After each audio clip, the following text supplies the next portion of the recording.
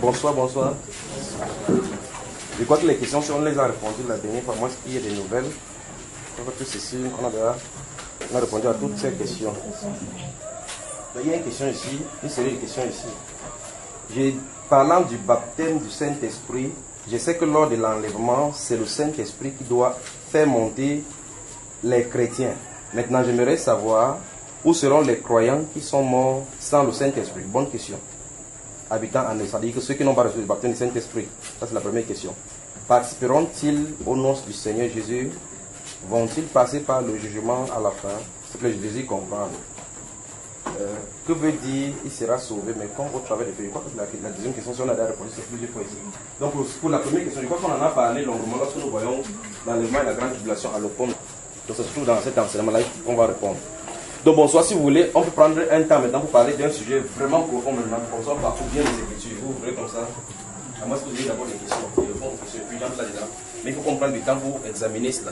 C'est très important, non seulement pour nous, mais pour toute l'Église.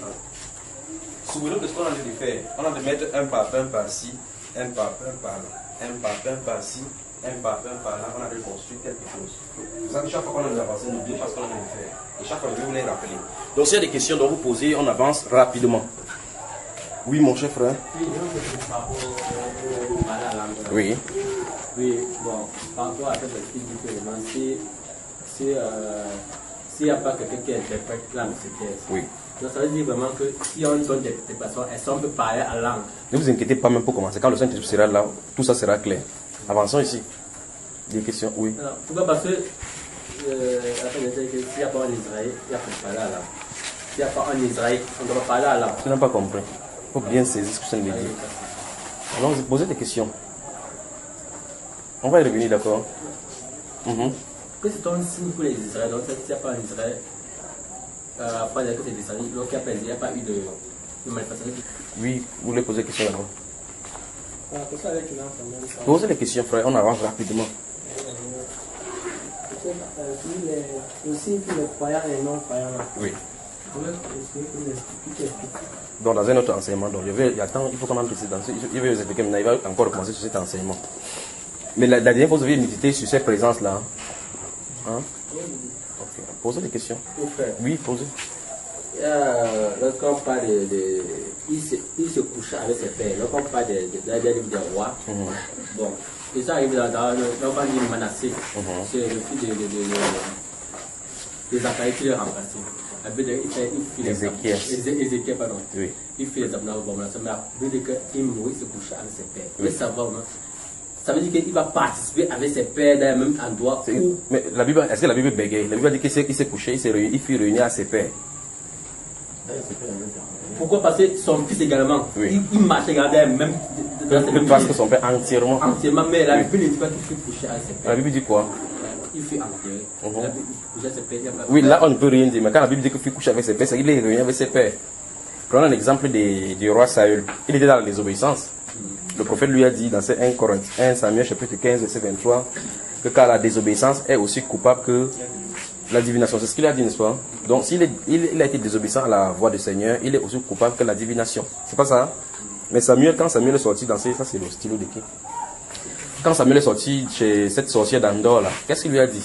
Il dit, et déjà demain tu seras ici avec tes enfants. Pas vrai? Samuel sera où? Lui. Réponds non. Comment tu fais comme ça? C'est la Bible, non? Samuel sera où? En enfer ou au paradis? Au paradis. Mais qu'est-ce que Samuel lui a dit? Il dit ça avec lui. Ok. Donc ça règle le problème. Si vous voulez vous casser la tête, cassez-vous la tête. Quand vous allez comprendre la différence entre l'ancien et la nouvelle alliance, vous allez savoir. L'ancienne alliance, les gens entrent sous le sang. La nouvelle alliance, les gens entrent sous le sang. Mais cette fois-ci, c'est le sang du Seigneur Jésus-Christ. L'ancienne alliance, sauf les Juifs, ont ce sang-là. Sauf les Juifs ont ce sang-là. Vous comprenez ça? Hein? Je prends un exemple. Vous savez que Job a existé avant Moïse. Le prophète Job. Vous savez qu'il a vécu avant Moïse. La Bible déclare que chaque fois il faisait des sacrifices parce que c'est disait-il que peut-être ses enfants avaient offensé Dieu. Il donnait les holocaustes. N'est-ce pas? Qui lui a dit? Qui lui a dit donc? Puisque c'est sous Moïse que la loi va venir avec le sacrifice, que donne le sacrifice pour le péché. Donne le sacrifice pour le péché. C'est-à-dire que chaque année vous allez donner un année d'un an pour que le péché soit couvert, n'est-ce pas? Alors la question qui se pose c'est qui a dit à Job que pour que les péchés de ses enfants soient couverts, il faut le sang? Comment savait-il? Pourtant, il n'y a pas la loi. Vous comprenez ce que je dit, n'est-ce pas? Donc, eux, ils connaissent. Est-ce que vous savez déjà que Nebuchadnezzar, lui, il sera aussi sauvé? Un conducteur. Frère, comment tu me regardes comme ça, comme si... Ok, repasse. Donc, quand tu vas trouver le livre. Donc, de toute façon, regardons maintenant. Oui, même Satan est le serviteur de Dieu. Mais si Satan sera sauvé. Ici, tu peux me montrer là où il s'est repenti. Non, attends. Ou est-ce que tu peux montrer dans ta Bible que tu as main là où il s'est repenti? Mais Satan fait de bonnes choses pour le Seigneur. Il fait que Job soit bien fort dans la foi. C'est pas une bonne chose. Eh frère. S'il n'y a pas de difficultés, quelqu'un parmi nous serait ici aujourd'hui. Si chacun de vous là avait les bonnes choses, vous viendrez ici là. Je viendrai prier ici, c'est pas vrai. C'est parce qu'il y a des difficultés. Qui crée ces difficultés? Au travers de qui? Donc il fait une très bonne œuvre pour notre foi. C'est pas ça mon frère. Salomon, la Bible déclare que lorsqu'au moment de sa vieillesse, les femmes ont incliné son cœur vers d'autres dieux. C'est pas vrai? Et il a servi surtout pour l'université. Il a multiplié ça chez les 1000 femmes. Il sera où à la fin? Hein? Comment? Pourquoi lui? Ok, maintenant si toi tu pars dans ton village, là, tu pars élever un hôtel pour prier les dieux de paix, tu seras où? Tu seras en enfer. Lui, pourquoi il sera au paradis? Pourquoi lui il sera au paradis? Vous pouvez montrer dans votre Bible où Job est appelé prophète. Il dit prophète Job. Personne n'a rejambé. Maintenant. Oui, frère, par rapport à ces dires, oui. Qui montraient quelque chose qui allait venir plus tard. Même les 3 disciples qui étaient avec le pôle nous ont montré aussi ça. Vous dites chaque fois que Dieu parle, c'est pendant tantôt d'une manière, c'est pendant d'une autre. C'est pas Job qui a dit, ce sont les gens là que Dieu a dit que tu as mal parlé. Il prend le sage dans l'air russe que l'apôtre Paul a cité. Ce n'est pas la parole de Job, c'est la parole de ses amis. Les amis dont Dieu a dit que vous avez mal parlé, c'est lui que l'apôtre Paul cite dans 1 Corinthiens. Où est-ce qu'on a dit que Job était un prophète? Je dis que frère, Job chapitre 30, quand tu parles chaque fois comme ça, là, tu penses que tu es un prophète. Puisque nous sommes ici, nous disons chaque fois que nous savons que le Seigneur va nous visiter. Pas vrai? Nous l'appelons l'autre rédempteur. Ça fait de nous des prophètes. Je veux que vous répondiez avec la Bible. C'est-à-dire que, est-ce que dans la Bible, vous savez qu'Abel était un prophète? Hein? Comment, frère, tu ne réponds pas, pasteur? Réponds-nous. Si le pasteur lui ne me connaît pas là, c'est grave, hein? Alors maintenant, frère Yannick, tu voulais parler? Non, tu n'es pas en train de répondre à la question. La question que je posais, c'est est-ce que tu sais que dans la Bible, Abel est prophète, Job est prophète? Si c'est oui, tu lui montres là-dedans. Si tu penses que c'est non, tu dis pourquoi? Est-ce que dans la Bible, Abel est un prophète? Oui. Vous pouvez montrer l'autre écrit? Oui. On peut dire qu'Abel était un prophète parce que Abel a fait des sacrifices. Ok. Et le sacrifice qu'Abel a posé, les actes d'Abel étaient prophétiques. Non, je l'ai dit ici. Est-ce qu'il y a un endroit dans la Bible où on dit qu'Abel était un prophète? On peut trouver, frère, attends. On peut trouver. Non, attends, frère, en son fini. Est-ce que la parole, c'est la lettre qu'il faut seulement qu'on écrit qu'Abel était un prophète? Donc, je crois que le sacrifice qu'Abel a fait était l'image du sacrifice de Christ. Donc, ça fait de lui un prophète. C'est juste l'acte qui pose des actes prophétiques. Comme par exemple Ezra. Est-ce que Ezra a posé des actes prophétiques? Est-ce qu'il est un prophète? Dans le sens, c'est lâche. Parce que nous, on dit que Daniel était un prophète. Non, on a dit clairement que Daniel était un prophète. C'est écrit dans la Bible. Je veux que vous me répondiez. Est-ce que dans la Bible, comment savez-vous que Abel était un prophète? C'est seulement pour utiliser votre intelligence, pour que vous lisez bien. Vous avez lu cette parole de l'Écriture. Il sera demandé à cette génération-ci, depuis le sang d'Abel jusqu'au sang des prophètes. Tous les sangs des prophètes qui étaient versés, c'est juste qu'il parle.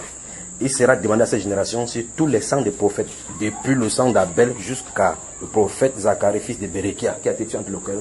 C'est juste qu'il a appelé prophète. Il sera demandé à cette génération-ci, tous les sangs des prophètes. depuis Abel. Il vient de dire que quoi? C'est simple. D'accord, frère? Ça, c'est dans le livre de Matthieu, là, maintenant. Alors maintenant, Job, c'est écrit au fil des prophètes. Donc là, maintenant, vous cherchez. D'accord? Donc si ne m'embrouillez pas ce soir, il faut qu'on voit ce sujet, parce que c'est plus important que toutes ces connaissances-là. Je prends les questions et puis j'avance. On avance là-dedans. C'est pour vous dire qu'il faut que vous fassiez attention à la façon que vous abordez l'Ancien Testament. L'Ancien Testament. Vous dites Salomon, pourquoi il avait 1000 femmes? Il a eu 1000 femmes parce qu'il faisait des recherches. C'est un scientifique de Dieu. Il voulait savoir ce qu'il y a dans les femmes. Maintenant, comme il a compris, il ne dit pas faire comme ça. Vous savez ça, n'est-ce pas? C'est pour cela qu'il a fait cela. Dieu l'a utilisé comme la recherche scientifique spirituelle. Vous savez, le câble de cette lumière, c'est deux fils. D'accord? C'est deux fils. Il y a un, si vous mettez le testeur là-dessus, ça s'allume. Ça montre qu'il y a danger. Donc un scientifique, il n'a pas mis le testeur là-bas, ça a frappé quelqu'un. Il a dit, hey, comment faire pour différencier les deux ici? Il a mis quelque chose que si tu mets sur ça, c'est rouge, ça veut dire que ça passe. C'est ça, il a fait la recherche, mais avant ça l'a frappé. Donc Salomon a fait les recherches. La Bible déclare dans ses livres de Proverbes et dans le livre d'Ecclésiaste, on dit qu'outre les Proverbes que Salomon a écrit, il a fait beaucoup de choses de recherche. Il dit qu'il a sondé son cœur à connaître la sagesse, la folie, à faire des choses. Il a compris que vanité derrière, c'est pour nous conseiller que ne faites pas comme ça. Donc c'était le scientifique de Dieu, lui. C'est n'est-ce pas? Vous savez qu'il a livré, il a plu à Dieu de livrer son cœur à la joie, de livrer son cœur à la sagesse, de livrer son cœur aux femmes pour nous conseiller. Donc si tu tombes dans le même piège que Salomon est tombé, ça suppose que tu n'as pas compris le pourquoi Dieu lui a permis d'être là. Il est passé par cette vallée-là pour goûter aux femmes, pour que tu comprennes que les femmes sont mauvaises.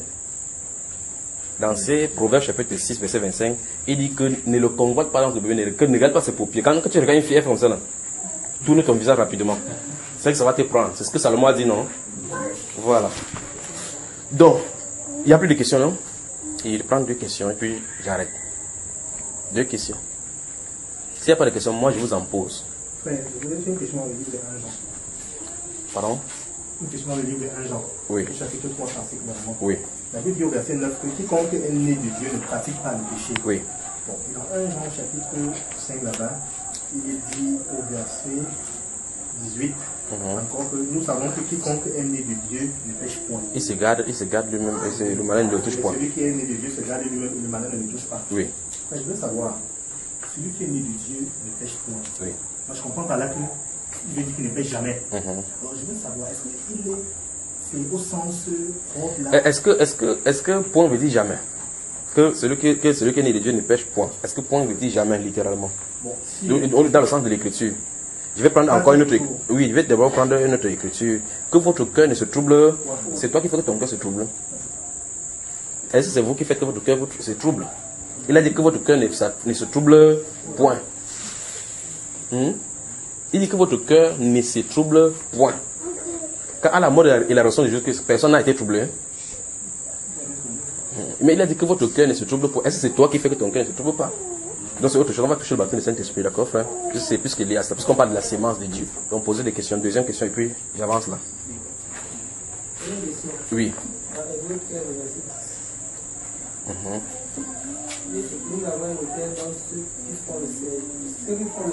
Non, pas manger, oui. Bon, note depuis le verset 7, parce qu'on va travailler là-dessus là maintenant. Non, je n'ai pas d'utiliser une note depuis le verset 7 jusqu'à en bas. Là. On va lire là-dedans. Maintenant, vous permettez qu'on travaille. Voilà. Mercredi surpassé, nous avons touché quelques points ici. N'est-ce pas? Nous avons touché quelques points ici, mercredi passé. Souvenez-vous de ce que j'ai dit, c'est mercredi. Il dit que si quelqu'un vient, il ne vient pas, il aura des problèmes. Il dit si quelqu'un vient aujourd'hui, demain il ne vient pas. Quand on va commencer ce travail, parce que ils sont allés saisir un document. Lorsque ce document sera fini, sera terminé, c'est avec ça qu'on va travailler. Parce qu'avec ça, chacun aura, et on va travailler. Il faut que chacun dissèque son cœur. Donc on va travailler. Donc après, ici, samedi, on va faire autre chose pour mettre le pourquoi il faut faire ces choses-là. Puis maintenant, dès mercredi, c'est ça qu'on va faire. Donc je ne sais pas si le Seigneur permettra que les dimanches se réunissent, parce que c'est vraiment long. D'accord? Donc le but, c'est quoi? Il faut qu'on comprenne. On a compris que les promesses dans la Bible que nous avons vues ne s'accomplissent pas pour les croyants, n'est-ce pas? Que même si on fait n'importe comment, on remarque très bien qu'il y a des promesses dans la Bible qui ne s'accomplissent pas pour nous. On se pose la question, qu'est-ce qui ne va pas? Par exemple, dans le livre des Jean, chapitre 16, ce jour-là, nous avons lu les versets 23 et 24, où le Seigneur a dit que jusqu'à présent, vous n'avez encore rien Demandez. Demandez afin que votre joie soit parfaite. Et nous nous interrogeons. Pourquoi depuis que nous sommes chrétiens, nous demandons, ça n'arrive pas? Est-ce que Jésus-Christ aurait menti? Ou mieux, est-ce qu'il aurait fermé la porte? Ou encore, est-ce que les choses qu'il a promises pour nous sont-elles finies? Nous avons compris que toutes ces questions-là ont pour réponse non, pas vrai. Dans ce cas, il y a autre chose qui est en train de poser le problème. Le problème maintenant, c'est que si nous nous regardons au miroir, nous regardons dans la parole du Seigneur, avec le miroir des chrétiens, nous constatons que nous, chrétiens, qui parlons des chrétiens aujourd'hui, nous ne reflétons pas les chrétiens dont la Bible parle. Donc si nous continuons, nous nous constituons comme les chrétiens aujourd'hui, c'est-à-dire que nous professons notre christianisme aujourd'hui seulement par les lèvres. La vie ne suit pas, n'est-ce pas? Si la vie ne suit pas, ça suppose que quelque chose ne va pas. Donc il y a un déphasage entre nous et les Écritures. C'est ce déphasage-là qu'il faut résoudre. Parce que tant que nous ne résolvons pas ces problèmes-là, Einstein disait que ce sera une folie de poser un acte et avoir un résultat. Et chaque fois que tu poses le même acte, tu espères avoir un autre résultat. Si vous comprenez. Ça dit que je vais sortir hors de cette porte-ci. Je vais sortir. Je vais se bloquer. Je dis, ah, ça, qu'est-ce qui ne va pas? Je sens de faire poser le même acte, j'ai le même. Chaque fois qu'il me tournerait, j'irai là-bas, je cognerai de la même façon. De la même façon, pas vrai? Qu'est-ce qu'il faut faire? Il faut réfléchir. Qu'est-ce qui me bloque? Qu'est-ce qui m'empêche à traverser? Alors maintenant, si c'est ce qui m'empêche à traverser, comment on fait pour résoudre le problème? Vous savez, n'est-ce pas? Donc, il ne faut pas qu'on pose un acte et on espère avoir un résultat différent. Chaque fois, alors que c'est un résultat que ça a produit dès le départ. C'est-à-dire qu'une expérience que tu as faite dès le départ en quittant de A à B, chaque fois que tu fais cette expérience-là, tu vas avoir le même résultat. C'est pour ça que chaque fois que vous faites 1 plus 1, vous vous levez le matin, n'importe comment, ça va toujours donner 2. Parce que c'est le résultat que ça produit. Si vous faites 1 plus 1, vous trouvez un jeu 3, il faut que vous réfléchissez. Donc alors, si dans nous comprenons qu'il y a un déphasage entre nous et les chrétiens du Nouveau Testament, vérifions comment les chrétiens du Nouveau Testament étaient. Ou mieux, comment sont-ils devenus les chrétiens. Alors on va voir là où toute la différence va. Et c'est pour ça que nous sommes là. Donc on a donc vu qu'il y a des choses enfouies. Et l'une des premières choses qu'on a dit, c'est que nous sommes désobéissants. Pas vrai? Donc on va toucher donc ce soir, on va toucher principalement la prière. Principalement la prière. Principalement. C'est la clé de voûte. Pourquoi? Parce que, suivez très attentivement, dès le départ, nous diagnostiquons qu'il y a des problèmes. C'est ce que nous sommes dans les gens et faire le briefing encore de ce que nous avons vu. N'est-ce pas? J'ai dit, devant, il y a des problèmes devant que nous allons résoudre. Mais maintenant, la clé d'entrée, c'est la prière. Donc, mieux, il faut qu'on sache ce que c'est que la prière. Pour que lorsque tout sera arrangé, que chacun sache comment aller résoudre le problème. D'accord? Voilà. Donc, je vais prier. Peut-être la façon dont je vais parler de la prière, ce soir, ça risque d'être bizarre et difficile, ou mieux regarder d'une certaine façon, contrairement à ce que vous avez déjà suivi. D'accord? Je vais parler particulièrement de la prière fervente du juste. Vous avez entendu cette expression dans la Bible? La prière fervente du juste. Je vais parler particulièrement de cela. Et puis je vais ramifier dans toute autre direction. Si vous lisez donc dans le livre de Jacques chapitre 5, dans le livre de Jacques au chapitre 5, prenons cela, commençons par là-bas. Et au fur et à mesure, si ça dérange, je vais vous donner seulement les versets. Donc soyez prêts, ayez vraiment quelque chose où noter. Parce que, souvenez-vous de ceci, vous allez écouter. Si vous écoutez, vous aurez, je dis bien, chaque fois, quand on va commencer ce travail-là, je ne serai pas pour dire que dans la prière, on fait comme ça. Donc que chacun ait ses notes à lui. Quand quelqu'un va travailler, que chacun travaille avec cela au devant de lui. Donc nous allons examiner les Saintes Écritures aujourd'hui. Qu'est-ce que la Bible dit par prière? C'est ces choses-ci, souvenez-vous de ce que nous avons vu avec la confession de la foi. Ce sont ces choses qui ont fait le temps, c'est que les gens ont commencé à sortir des livrets de prières. Que je suis la lumière du monde. Je possède toutes choses. Je suis en haut, je ne suis pas en bas. On croit que donc à force de répéter, ça va arriver. Ce n'est pas comme ça. Dieu a ses principes. D'accord? Je vais parler particulièrement de la prière fervente du juste, et puis on va toucher en général les prières. Donc, c'est qu'est-ce que la Bible appelle par prière fervente du juste? Parce que dans ce livre de Jacques, lisons déjà pour prendre en contact avec cela, Jacques chapitre 5. On va prendre la lecture à partir du verset 13. Mais c'est terrible que, vous voyez, on lit dans la Bible des choses qui s'y trouvent. Mais tant que la locomotive n'est pas huilée par le Saint-Esprit, ça va rester toujours et toujours lettre morte. Que des gens souffrent. Nous tous, nous souffrons et nous subissons cette même chose-ci. Mais tant que nous ne regardons pas qu'il y a un problème, ça ne peut pas changer. C'est-à-dire si nous jouons à l'autruche en plongeant la tête dans le sable, en disant que non, je refuse de croire qu'il y a un problème. Refuse de croire. Quand tu vas enlever la tête dans le sable, tu sauras qu'il y a un problème. Donc ça vaut la peine que nous affrontions le problème. Nous faisons ce qu'on appelle en français que qu'on prenne le taureau par les cornes. Vous êtes prêts à ce que nous nageons maintenant dans les Écritures? Ok. Donc, Jacques chapitre 5, je vais lire à partir du verset 13. Je vais prendre la lecture du verset 13. Quelqu'un parmi vous est-il dans la souffrance qu'il... C'est l'ordre du Seigneur. Vous avez vu ce qui est écrit? Donc, à plusieurs endroits dans la Bible, à plusieurs niveaux, à plusieurs moments, Dieu nous a invités à la prière.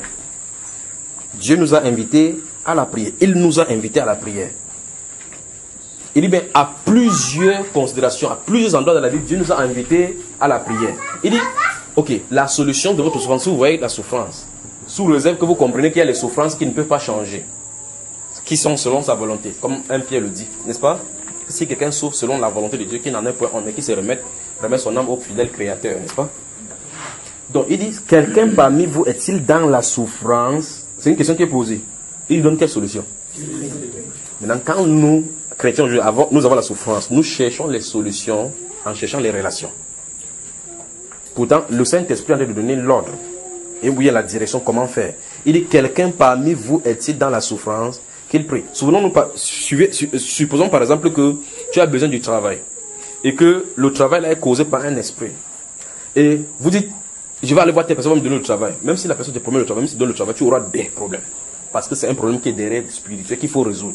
Or, si nous allions dans la prière, Dieu te montrerait l'esprit qui est là-bas. Et en traitant avec cet esprit, le travail viendra tout naturellement. C'est n'est-ce pas? C'est-à-dire qu'on veut résoudre le problème de façon superficielle. Et tôt ou tard, si nous avons de l'eau qui coule dans le mur, nous refusons de comprendre qu'il va falloir qu'on regarde d'où le tuyau est percé. On commence à prendre le ciment pour cimenter, de mettre la peinture pour effacer le trace de l'eau. Vous pouvez faire 2 jours sans voir de l'eau couler. 3 jours sans voir de l'eau couler. Mais tôt ou tard, l'eau va encore couler. Il faut résoudre le problème à la racine. Donc Dieu nous invite ici à prier. Il dit, si vous êtes dans la souffrance, qu'est-ce qu'on fait? Qu'on prie. Maintenant, l'autre expérience, c'est que beaucoup de personnes sont dans la souffrance, on prie, mais on ne sait pas comment vraiment prier. On prie, on ne sait pas si oui ou non notre prière est entendue. On prie, il n'y a pas de résultat. Alors il y a un problème. Il faudra qu'on comprenne donc quel est le problème, et puis on essaie de résoudre le problème. Après, il continue dans ce même verset 13, il dit que, quoi? Quelqu'un est-il dans la joie qu'il chante des cantiques? C'est encore un autre problème dans le milieu chrétien. Lorsqu'on est en joie, on oublie effectivement que tout ce qui est là autour de nous vient du Seigneur. Si vous lisez votre livre dans le livre de Deutéronome chapitre 8, lorsqu'il a fait entrer les Juifs dans quoi? Lorsqu'il faisait entrer les Juifs, il a donné les injonctions claires. Il dit, lorsque tu seras entré dans ce pays-là, et que tu auras acquis cette nation dont je t'ai promis, fais attention, prends garde de dire que ce n'est pas ta propre force que tu l'as acquise. C'est pas vrai? Il dit, quand tu seras dans ton pays, quand tu vas avoir de la bénédiction, quand ta terre va produire les gros et les menus bétails, des bêtes, ainsi de suite, ne dis pas que ce n'est pas ta force que tu as réussi, car c'est le Seigneur qui le fait pour toi. C'est-à-dire quoi? Tu ne vois pas comment Dieu exerce directement, mais la bonté et la providence de Dieu fait de telle sorte que les choses viennent tout naturellement. Et on a encore l'impression que c'est parce que nous sommes trop fréquentés que ça arrive. Parce que nous avons trop de grâce. Quand vous naissez dans une famille, c'est vous qui choisissez la famille dans laquelle vous naissez. Non, ça veut dire qu'il y a un problème dès le départ. Donc il faut qu'on rectifie le tir ce soir. Il faut qu'on rectifie le tir. Il dit, si on a des souffrances, on prie. Si on est dans la joie, on chante des cantiques. Souffrance, on fait quoi? En joie, on fait quoi? Donc, qu'est-ce que c'est que dans ces cantiques qu'on doit chanter? Ça se pose donc que ça soit dans les bons ou dans les bons ou dans les mauvais moments, Dieu doit être glorifié. Il dit bien, Dieu nous a invités à la prière plusieurs fois. Dans Jérémie chapitre 33, verset 3, il dit, invoque-moi. Ça ne finit pas là, le verset ne finit pas là. Il dit, et je te répondrai. Qui a de parler? Mais c'est terrible. Il dit, invoque-moi et je te répondrai. Il donne la promesse que si tu parles, il va répondre. Jésus, dans le Nouveau Testament, quand il est venu, dans Matthieu chapitre 7, il dit, demandez et... Mais c'est terrible. Toquez et on va chercher. Et vous, qui a parlé? Donc c'est la même chose qu'il a dit quand il était en esprit, dans Jérémie chapitre 33, qu'il redit quand il est venu dans la chair. Pour dire que son amour n'a pas changé, sa miséricorde n'a pas changé. Donc il dit, demandez et vous recevrez. Il n'a pas dit demandez et l'on verra si on vous donnera. Demandez et vous recevrez. Ceci montre quoi? L'invitation à la prière et de l'autre côté, de l'autre côté, la décision de Dieu d'exaucer, de donner ce dont on demande. Jusque-là, ça doit être conditionné. Parce qu'on ne demande pas n'importe comment. On ne veut pas tout juste. On va voir tout cela maintenant. D'accord? Donc d'une part, si on est dans la souffrance, on prie. Si on est dans la joie, on chante des cantiques. Il dit bien, on peut encore prier dans la souffrance, même si on ne bat pas de n'importe quoi. Mais très souvent, on oublie Dieu lorsqu'on est dans la joie. On oublie, on croit peut-être que ça vient de nous. Voilà pourquoi quand quelqu'un va trouver du travail, il va venir rarement à la prière. Il va prier rarement, parce qu'il sera tellement absorbé par la prière. Mais le premier jour qu'il va entendre le nom, il va rendre grâce à Dieu. Oh Seigneur, merci parce que tu as trouvé ce travail-là. Les minutes qui suivent, il va oublier le Seigneur. Les minutes qui suivent. Tu ne sais pas qu'il y a trop souffert ici dehors parce que j'ai jeûné comme ça avant que le travail ne vienne. À l'instant où tu as dit ça, tu viens de dire que ce n'est pas tes prières que tu as obtenu le travail. Ce n'est pas par la miséricorde du Seigneur. C'est-à-dire que ce n'est pas tes efforts que tu l'as obtenu. Vous savez, n'est-ce pas? D'autres personnes ont jeûné plus que toi. D'autres personnes ont fait 40 jours de jeûne plus que toi, mais n'ont pas obtenu ce que tu as obtenu. Dans le livre d'Ecclésias, la Bible déclare quoi? Que ce n'est pas à cause de ton diplôme que tu as du travail. Ce n'est pas parce que tu es très bien que tu as du mariage, mais tout dépend pour eux du temps et des circonstances. Et qui contrôle le temps et les circonstances? Dieu. Donc si on comprend effectivement que je suis venu dans le monde sans que je ne sois au courant que je venais dans le monde. Je suis venu dans une famille sans savoir que c'était dans cette famille que je viendrais. Je suis venu dans un corps, soit masculin, soit féminin, sans choisir ce corps dans lequel je dois être. Je suis devenu dans un pays où je n'ai pas choisi. Alors, tout simplement, il faut seulement capituler, déposer les armes au pied du Seigneur et se soumettre à lui. C'est ce qu'on devrait faire. Donc Dieu nous invite à la prière et nous invite à rendre des actions de grâce lorsqu'on est dans la joie. Autrement dit, et dans les bons et dans les mauvais moments, le Seigneur doit être au centre. N'est-ce pas? Maintenant, il continue en disant, verset 14, quelqu'un parmi vous est-il malade, qu'il appelle les anciens de l'église et que les anciens prient pour lui, en loignant d'huile au nom du Seigneur. La prière de la foi sauvera le malade et le Seigneur le relèvera. Ouais, chaque fois qu'il y a prière, Dieu s'engage à répondre. Alors nous imposons dans les mains, il n'y a pas de guérison. Quel est le problème? Donc il faut admettre que Dieu lui ne ment pas. Donc ça veut dire que le problème se trouve de notre côté. Nous sommes d'accord, n'est-ce pas? Donc nous avons tous des problèmes qu'il va falloir que nous résolvions ensemble. Pour que les uns, les autres, nous en profitions. Et que, comme la Bible déclare dans Actes des Apôtres, chapitre 4, certains, les autres personnes du peuple n'osent s'approcher d'eux. Parce que la crainte du Seigneur était s'emparer de tout le monde, n'est-ce pas? Donc ici, il dit, quelqu'un parmi vous est-il malade? Donc parmi les chrétiens, il peut se trouver des maladies.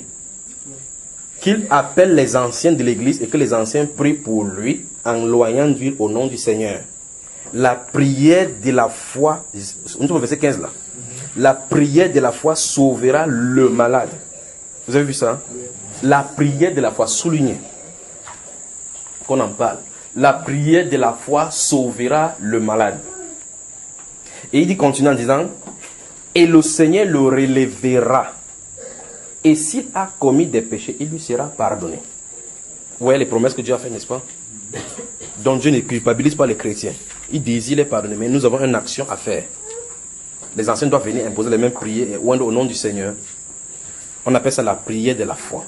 La prière de la foi. Il continue à dire, verset 16, confessez donc vos péchés les uns aux autres et priez les uns pour les autres afin que vous soyez guéris. Vous y êtes? La prière fervente du juste a une grande efficacité. Soulignez. La prière fervente du juste a une grande efficacité. Maintenant, il donne cette sanction-là. Élie, vous y êtes? La prière fervente du juste a une grande efficacité. Verset 17. Élie était un homme de la même nature que nous. Vous entendez ce qu'on a dit là? On va s'atteler sur cette phrase-ci un instant avant d'avancer. Il dit Élie était un homme de la même nature que nous. Qu'est-ce que le Saint-Esprit veut parler par Élie était de la même nature que nous? Je veux que vous me répondiez, frère. Oui, frère. Moi, je crois que Frédéric était aussi humain que nous. Il était aussi humain. Ok. Oui. Il n'était pas extraordinaire. Autre proposition? Vraiment? Ok. Avançons. Autre proposition? Même à ce que nous bon, oui. Dieu pouvait aussi nous utiliser tant que Voilà. Maintenant, ouvrez-moi Actes des Apôtres, chapitre 14. Ouvrez, allez-y. Rapidement, et puis on rentre ici. Ne quittez pas là, ici. Alors, rapidement, Actes chapitre 14. Actes des Apôtres, chapitre 14, le verset 15. Qu'est-ce que ça dit? Nous sommes là lorsque l'apôtre Paul et d'autres compatriotes allaient prier et puis il y a une guérison. Le verset 15, qu'est-ce que ça dit, frère Évé? En s'écriant, ô homme, pourquoi agissez-vous de la sorte? Oui. Nous aussi, nous sommes des hommes de la même nature que vous. Oui. Et vous apportant une bonne nouvelle. Voilà. Donc ça veut dire que nous nous trouvons lorsque l'apôtre Paul a opéré cette guérison-là, n'est-ce pas? C'est paralytique, il a dit que lève-toi. La Bible déclare que voyant qu'il avait la foi pour être guéri, il a arrêté de la main, il dit lève-toi sur tes pieds. Il s'est levé. Lorsque la population de cette ville-là ont vu cela, ils ont dit que c'est les dieux sur la forme humaine, n'est-ce pas? L'apôtre Paul dit que quoi? Que nous sommes des gens de la même nature que vous. Et nous avançons la bonne nouvelle. Qu'est-ce que l'apôtre Paul a dit à ceux-ci? Comment? Avec la foi, il faut aussi faire comme lui. Qu'est-ce que l'apôtre Paul a dit à ces gens-ci, oui, frère? Nous sommes des hommes en tant que vous. Ok, maintenant, je pose donc la question. Ayant donc fini avec Actes des Apôtres, je veux qu'on revienne dans Jacques chapitre 5. C'est vrai, on dit que vous voulez dire que les païens peuvent prier aussi comme ça et avoir accès, comme les chrétiens peuvent prier aussi comme ça, avoir accès. C'est ce que vous en avez dit? Pas du tout. Mais dans Jacques, ici, il dit Élie était aussi de la même nature que nous. Vous dites, il parle de la dimension humaine. Ici, l'apôtre Paul dit que nous sommes aussi des hommes comme vous. Vous êtes aussi des hommes comme nous. Vous dites, il parle de la dimension humaine. Donc, ça veut dire qu'en réalité, on n'a pas besoin de changer d'état alors. Revenons donc dans notre Jacques, puis on va relire encore. Il faut qu'on avance. Parce que si on ne comprend pas ce principe-là, on ne comprend pas la prière fervente du juste. Parce que ça veut dire qu'il peut parler de cela. Verset 17. Élie était un homme de la même nature que nous. Vous avez entendu? Le nous est mis pour qui? Donc, tous les hommes sont comme les chrétiens alors. Hein, frère? Les hommes de foi. les hommes justes. Alors, bien, quelle est la différence entre Actes des Apôtres chapitre 15, chapitre 14, verset 15 et 1 Jacques chapitre 5? Donc, après avoir dit, il était un homme de la même... Oui, frère, tu voulais parler, oui? Je voulais dire que la différence, c'est que dans Acte 14, verset 15, on parle d'hommes dans le cadre général. Alors que dans Jacques, on parle des chrétiens. Dans ce cas, qu'est-ce que les chrétiens ont de différent que les autres hommes ordinaires? Qu'a un chrétien? Parce que, d'après ce que tu as défini, et ce qui est vrai, qu'est-ce que le chrétien, lui, donc, a de différent? Puisqu'ils sont formés, quand on regarde la forme extérieure et autres, ils sont construits de la même façon. Qu'est-ce qui le différencie par rapport à quelqu'un de simple qui n'est pas chrétien? Voilà. Vous y êtes? 2 pierres, prenons-y. Prenons 2 pierres. Donc, vous voyez, on est tourné, on est venu au carrefour, dans un carrefour maintenant, où on a encore touché une personne qu'on appelle Esprit de Dieu. 2 Pierre, chapitre 1. Vous y êtes, quelqu'un y est rapidement? Tu y es, frère Évé? Lis-moi le verset 4. Verset 4. Oui. Lesquels nous assurent de sa part Oui. les plus grandes et les plus précieuses promesses, Oui. afin que par elles, vous deveniez participants de la nature divine. Vous entendez ça? Souligner participant de la nature divine. Il y a une promesse qui nous donne quand nous avons accès, nous participons à la nature divine. Alors maintenant, on revient. Élie était aussi quelqu'un de la même nature que nous. Est-ce qu'on peut dire de cela, de Élie, de la même nature que les païens? Donc ce n'est pas de cette façon dont on allait parler, n'est pas de parler de l'homme à un être humain. Parce que ce sera donc d'abord un non-sens de dire que Élie était un homme comme nous. Puisqu'on sait qu'il était un homme. D'accord? Dans Actes des Apôtres, il est question du fait que les gens sont en train de voir les dieux descendus dans une forme humaine. Il dit que non, en réalité, nous sommes vraiment les hommes. En réalité, nous sommes vraiment les hommes. Il fallait les recadrer. En réalité, nous sommes les êtres humains. Si vous me chocotez 40 coups moins 1, je vais avoir mal. Il ne va pas disparaître. Pas vrai? Donc là-bas, il est question de l'être humain véritablement. Donc ici, on est en train de parler d'une dimension qui donne accès à quelque chose. Donc Élie avait cela. Donc c'est-à-dire que c'est que Élie avait, le prophète, nous l'avons. C'est que Élie, le prophète, avait, nous l'avons. Maintenant, après, il dit maintenant qu'il pria. Vous êtes avec moi, verset 17 là. Il pria avec insistance. Souvenez-vous de ceci. Il a commencé en haut en disant la prière, quoi, fervente du juste a une grande efficacité. Il dit bien, c'est ça qu'il veut parler ce soir. Après, il donne un exemple d'Élie, d'une personne qui est Élie. Après, il dit qu'Élie n'est pas seul dans ces cas-là. Nous tous, nous sommes comme ça les chrétiens. C'est pour cela qu'il va falloir que nous comprenions notre voie d'accès au Seigneur. Vous savez, il dit Élie était quelqu'un de la même nature que nous. Après, il dit maintenant, il pria comment? Avec instance. Je veux qu'on souligne prier avec instance. Vous ayez. Il pria avec instance. Que quoi? Non, je veux que vous regardez bien ce qui est écrit. Après, il pria avec instance. Après, il pria avec instance. Qu'est-ce qui est écrit? Pour qu'il n'ait plus point. Oui. Et il ne tomba point de pluie sur la terre pendant 3 ans et 6 mois. Quand on dit quelqu'un prie avec instance, qu'est-ce qu'on en avait dit? Ça veut dire que continuellement, il avait refusé que de la pluie tombe. Donc constamment dans sa prière, il empêchait à la pluie de tomber. Donc il n'a pas juste déclaré qu'il ne tombera pas de la pluie, à moins que ce soit sous ma parole. Quand il est rentré, il était dans la prière. C'est la Bible qui le dit, c'est le Nouveau Testament qui nous dit ce qui s'est passé après. Parce que si vous lisez 1 Samuel chapitre quoi, 1 Roi chapitre 17, vous allez seulement voir comment il a déclaré, il est parti. Il a commencé à voir la veuve de Sarepta, aller au torrent, le cobol l'a nourri, ainsi de suite, ainsi de suite. Mais le Nouveau Testament nous explique qu'il a continué à prier. J'espère qu'on se comprend là. C'est la Bible là maintenant. Si vous voulez accepter la Bible, vous devez accepter la Bible. Si vous ne voulez pas accepter, on ne peut pas accepter. C'est la Bible nous dit. La Bible dit qu'après qu'il l'ait dit, vous lisez quoi, 1 Samuel quoi, 1 Roi, il a déclaré là qu'il ne tombera pas de la pluie sur la surface de la terre, sinon sur ma parole. Donc s'il mourait, la terre devait être en danger. Dieu avait intérêt de le garder vivant parce qu'il a dit c'est sous sa parole. Dieu n'a pas dit c'est sous la parole nulle de personne. Donc même s'il mourait, il aurait fallu que Dieu le ressuscita et que va maintenant prononcer sa parole et continue à mourir. Parce qu'il a dit c'est sur sa parole. Donc il devrait être gardé vivant jusqu'à ce moment-là. Si Élie avait dit il ne tombera pas de la pluie sur ma parole et qu'il vivait 100 ans, il reste tranquille. Les 100 ans là, jusqu'à le jour où il va venir parler avant que la pluie tombe. Où est là où quelqu'un se trouve là maintenant, frère? Alors maintenant, la Bible nous déclare dans le Nouveau Testament qu'il pria, Élie pria avec insistance afin qu'il n'y ait plus point. Et il ne tombera pas de la pluie pendant 3 ans et 6 mois. Prier avec instance. Pour qu'il ne tombe pas de la pluie pendant 3 ans et demi. Alors, ça suppose que quand il a déclaré qu'il ne pleuvra pas, il est allé prier constamment et continuellement. La prière avec instance. Donc, il dit, c'est ça qu'on appelle donc la prière fervente du juste. Pourquoi juste? Parce qu'il a été sanctifié par l'Esprit de Dieu. Pourquoi fervent? Parce qu'il insiste et il importune Dieu. La prière fervente du juste. La prière répétitive des justes. La prière importune du juste. La prière instante du juste. Quelqu'un qui insiste pour la même chose. Du juste a une grande écoute. Il n'a pas dit que la prière fervente tout juste a. Il n'a pas dit la prière fervente a une grande écoute. Il a dit la prière fervente du juste.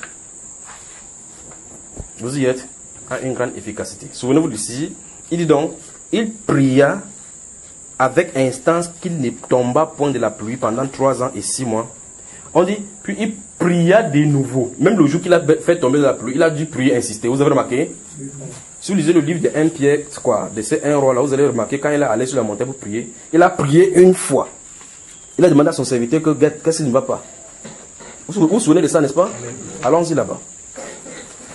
1 Roi chapitre 18. Je veux que vous saisissiez vraiment comment la Bible dit. 1 Roi chapitre 18. Je vais lire à partir du verset 41. Écoutez très attentivement. Vous y êtes tout le monde déjà? On a regardé. Et Élie dit à Akab, monte, mange et bois, car il s'est fait un bruit qui annonce la pluie. Il savait qu'il était sur le point de déclencher la chose, n'est-ce pas? Il s'est fait un bruit qui annonce la pluie. Hormis le fait qu'il soit prophète et que, avec la dimension de l'aigle, il peut entendre ce bruit-là depuis le loin. L'histoire nous dit que, terre à terre, il est sur le point de déclencher quelque chose. Regardez. Verset 42. Akab monta pour manger et pour boire. Mais Élie monta au sommet du Carmel et se penchant contre terre, il mit son visage entre ses genoux. C'est un prophète ici. Regardez. Et dit à son serviteur, monte, regarde du côté de la mer. Le serviteur monta. Il regardait et dit, il n'y a rien. Élie dit 7 fois, retourne. C'est-à-dire que, il a dit, il s'est baissé là-bas. Ah, vous parlez des soupirs.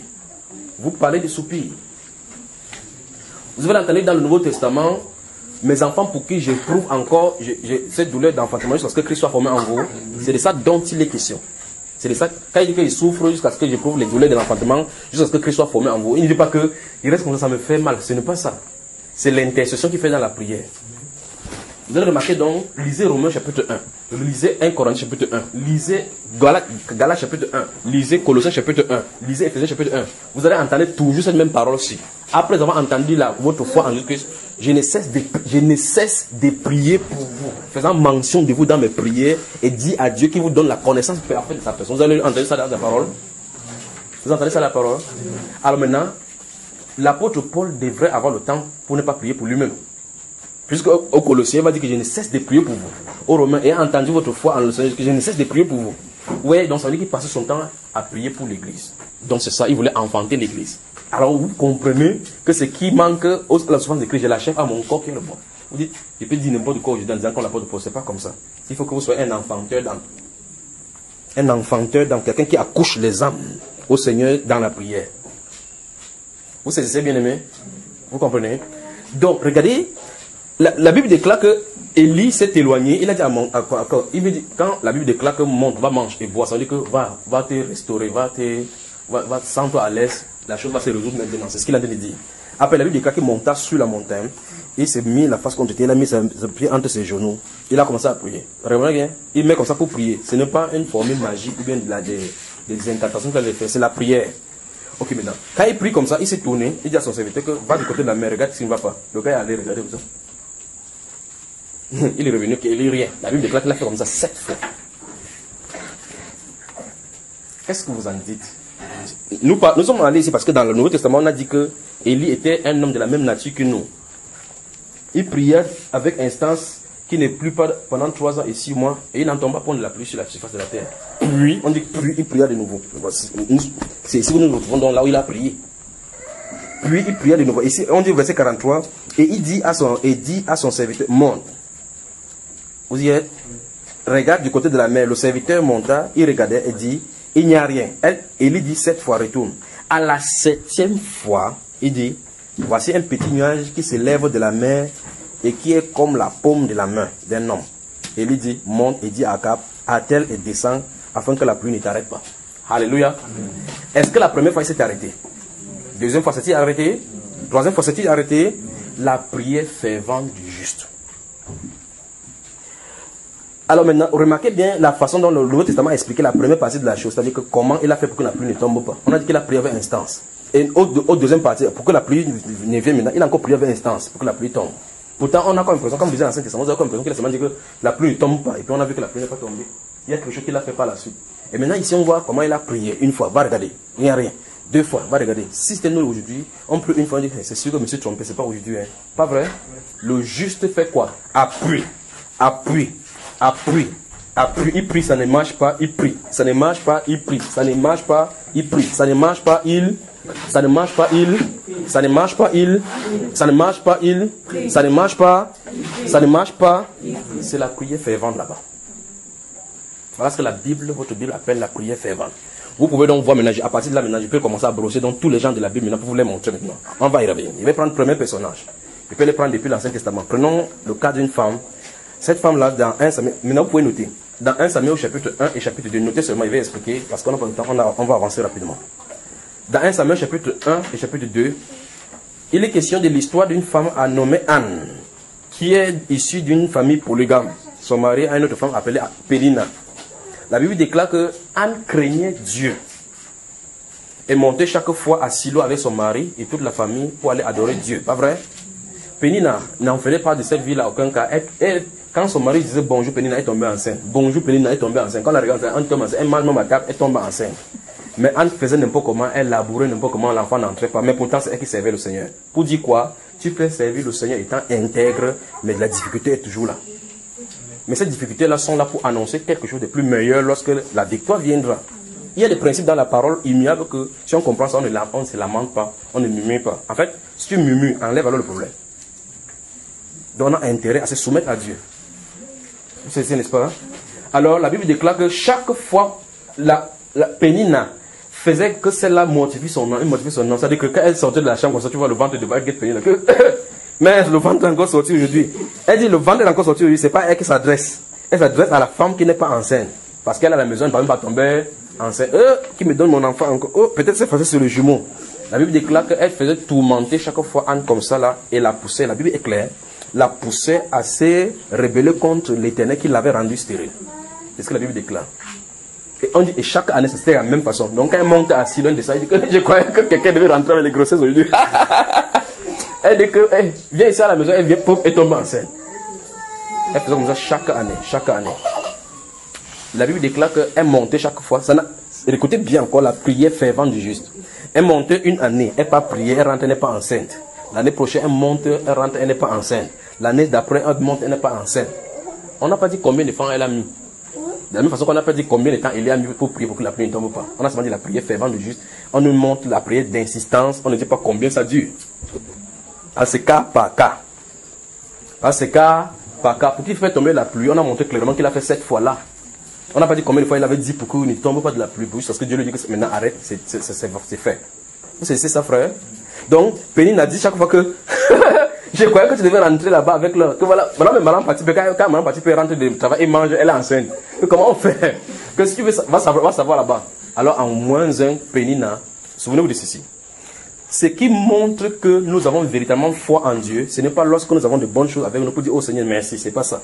C'est lorsqu'il y a le contraire des événements qu'on aurait espéré. Lorsqu'il y a des événements qu'on aurait espéré, que ça n'arrive pas, c'est là où on va savoir si Jésus est Seigneur.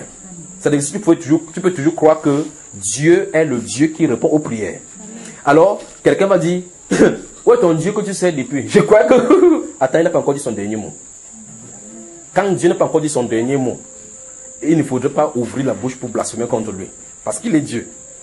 D'accord? La Bible déclare clairement que c'était Dieu qui avait rendu l'autre stérile. Donc, s'il a rendu stérile, c'était pour faire montrer ce qui est sur le cœur de sa belle-sœur. Parce qu'elle a accouché, l'autre a accouché, elle devait dire, ma belle-sœur. La reine devait étouffer l'autre, sa coépouse. Donc, mieux Dieu garde comme ça pour qu'on voit ce qu'il y a en là. Et de l'autre côté, ça te travaille aussi pour que tu saches comment te tenir quand quelqu'un te dit quelque chose de mauvais. C'est-à-dire que jusqu'où peux-tu aller au cas où quelqu'un te dit des choses en face en te narguant. Peux-tu regarder la personne avec amour? Dieu dit qu'il faut pardonner. Vous savez, n'est-ce pas? C'est-à-dire que quelqu'un à qui tu fais des bonnes choses, vous dormez dans la même maison. Imaginez combien devait être la souffrance des d'Anne dans cette maison, puisqu'il vivait dans la même maison. Son mari a dit que Anne, s'il te plaît, chaque fois qu'elle avait donné des cadeaux, il donne à Anne une portion double. Quand il va prendre une portion double, il achète les écrans plasma, les derniers qu'il donne à Anne. Anne va voir donc cet écran plasma avec qui? Hein? S'il achète un petit écran plasma à l'autre, à Pénina, il va voir ses enfants, ils vont voir, dans sa chambre, il va entendre les bruits là-bas, ça va toujours l'énerver encore. Pas vrai? Donc on dit qu'elle donnait des portions doubles à Anne, parce que croyant-il, ça devait la consoler. Mais elle disait chaque fois que je veux l'enfant, elle dit que ouais, n'est-ce pas, il veut pour toi que 10 fils. Il dit que non. Même si c'est 10 fils, je veux, même si c'est demi-fils, je veux. Toi, c'est toi, les fils, ce sont les fils. Il faut aussi quelqu'un qui va envoyer que va me puiser de l'eau, cette personne va me puiser de l'eau. Vous savez, n'est-ce pas? Vous êtes avec moi? Hein? Donc, Pénina a fait que l'esprit d'Anne s'irrite, mais à jamais. Elle ne s'est découragée dans sa foi. Puisque l'année prochaine, elle monte encore à Silo. Est-ce que Dieu ne se manifestait à Silo? Dieu se manifestait à Silo, mais elle y allait toujours. Pourquoi? Parce qu'elle savait que Dieu est celui qui contrôle les temps et les circonstances. Lorsque Dieu va ouvrir la bouche pour parler, ça va marcher. Maintenant, dans notre marche chrétienne, qu'est-ce qu'on fait? Une fois, ça ne marche pas. 2 fois, ça ne marche pas. On dit que non. Peut-être j'ai la malchance. Dieu m'a oublié. On commence à faire des imprécations sur notre propre vie. L'homme de foi ne regarde pas les choses ou bien les causes de sa propre vie. Il regarde au Seigneur qui peut résoudre ses problèmes. C'est n'est-ce pas? Lisez la Bible, lisez votre livre, lisez le livre d'Hébreux chapitre 11 et voyez comment les gens ont réagi. Regardez comment les gens ont réagi. Et la Bible déclare au chapitre 12 que plus que nous avons une nuée de témoins comme ça, nous avons une nuée de témoins, donc les nuées de témoins, c'est-à-dire que cette population de témoins là sont là pour nous témoigner de la fidélité du Seigneur. C'est ça, frère. Une de ces années, elle est montée, elle s'est tenue là-bas au temple. Les gens ont fait de faire les prières sortir. Faire les prières sortir, elle était calée là-bas. Souvenez-vous de ceci, nous sommes de voir la prière fervente du juste. La Bible déclare que ça a une grande efficacité. Alors, qu'est-ce qui s'est passé? Elle s'est tenue là, elle a commencé à parler. Le sacrificateur Élie était assis là-bas. Le sacrificateur attend qu'elle finisse, elle ne finit pas. Qu'elle attend, elle finit, elle ne finit pas. Souvenez-vous de ceci, il attend qu'elle finisse, elle ne finit pas parce qu'elle était longtemps dans la prière. La prière fervente du juste. Après, je vais vous montrer le vrai problème, pourquoi nous ne pouvons pas avoir accès à ces choses-là maintenant, là, dans quelques minutes. Patientez seulement. Qui sont ceux qui ont des problèmes? Levez seulement la main. N'importe quel problème que vous avez ça sur le cœur, levez seulement la main. On va toucher là, ça maintenant. Là. Voilà. Ceux qui n'ont pas de problème, ça ne vous concerne pas. Voilà. Maintenant, baissez la main. Tout à l'heure, on va passer à l'exercice. Maintenant, regardez. Anne s'est mise là-bas. Elle a parlé. La Bible est claire. Elle parlait dans son cœur. Elle ne faisait que remuer la bouche. Pourquoi c'est arrivé au niveau où c'est la bouche de son cœur qui parlait et la bouche physique tapait seulement les lèvres? Ça suppose que ça avait pesé sur son cœur où il fallait qu'elle se décharge. La Bible dans ces Jacques-ci dit déchargez-vous sur lui de tous vos soucis, car lui-même prend soin de vous. Il ne s'agit pas juste de les répéter, il s'agit juste de faire exactement ce qu'il a dit de faire, décharger sur lui. Voilà pourquoi Anne n'est pas quittée, les gens priaient, ils quittaient, les gens priaient, ils quittaient, chacun avait son problème. Chacun avait son... Donc si tu pries 2 minutes, tu pars. Si tu sais que tu as prié les 2 minutes peut suffire, c'est ton problème. Si tu pries 1 heure, tu quittes, c'est que c'est ton problème. Elle ne quittera pas là-bas tant que ce qui est sur son cœur n'a pas été amoindri, n'a pas été attendri. Si la paix n'est pas venue se poser là-bas, alors si elle quitte avec ça, elle va aller donc où? Puisque c'est là-bas qu'on vient, on se décharge devant le Seigneur. Vous saisissez ça? Elle savait que c'est son lieu là-bas. La seule possibilité pour qu'il fasse encore ça, c'est l'année prochaine. Elle n'est pas prête à supporter ces choses jusqu'à l'année prochaine. Elle s'est tenue là au devant d'elle, devant du Seigneur. Elle a commencé à parler.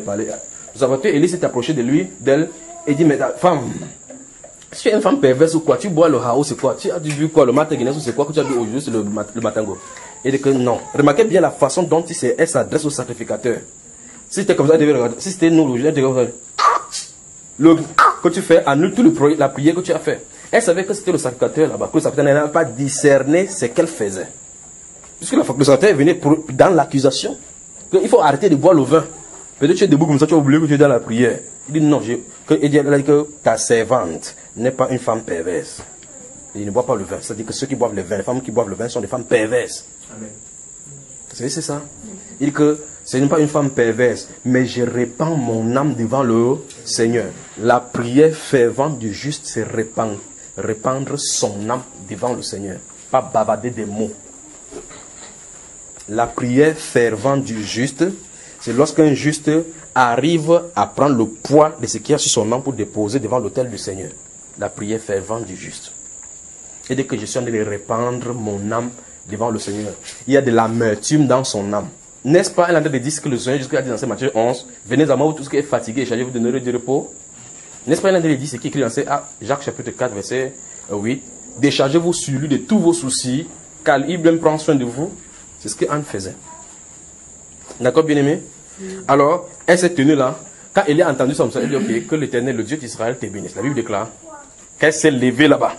Écoutez très bien. Son visage ne fut plus le même. Ah, c'est terrible, frère. Lorsqu'elle a quitté cette atmosphère de prière, elle est partie, elle savait effectivement qu'aujourd'hui, ça s'est résolu. Maintenant, si ça avait été aujourd'hui, qu'est-ce qu'on ferait?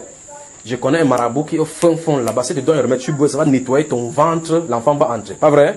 On met encore le démon là-bas. Non. Il y a un grand chirurgien là-bas à l'hôpital central de Yaoundé. Non, je connais l'autre pour ceux qui ont de l'argent. On peut faire la conception in vitro pour mettre à l'intérieur. Les chrétiens sont dedans. Pourquoi? Parce qu'on a quitté le modèle de la foi. En fait, c'est normal même, pendant que je suis en train de parler, que ça arrive ainsi. Si vous lisez au chapitre 18, le verset 8, la Bible déclare, mais lorsque le Fils de l'homme viendra sur la terre, trouvera-t-il de la foi? Là, pose la question. Voilà pourquoi on n'a pas accès, parce qu'en réalité, il faut la foi pour y arriver.